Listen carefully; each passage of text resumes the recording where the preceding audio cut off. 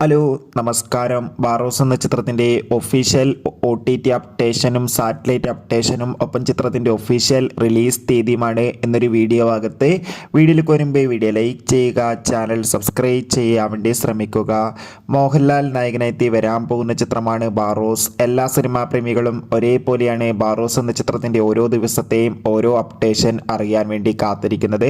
ചിത്രത്തിന് അതിഗംഭീരമായ റെസ്പോൺസാണ്, അതായത് ചിത്രത്തിൻ്റെ ട്രെയിലറിന് അതിഗംഭീരമായ റെസ്പോൺസാണ് കഴിഞ്ഞ ദിവസം ലഭിച്ചിട്ടുണ്ടായിരുന്നത്. അങ്ങനെ ഫൈനലി ബാറോസ് എന്ന ചിത്രം ഈ വരുന്ന ഡിസംബർ മാസം 25-ാം തീയതി ക്രിസ്മസ് സ്പെഷ്യലായി തിയേറ്ററുകളിൽ എത്തുമെന്ന് ഒഫീഷ്യലായി ഇപ്പോൾ കൺഫേം ആക്കിയിട്ടുണ്ട്.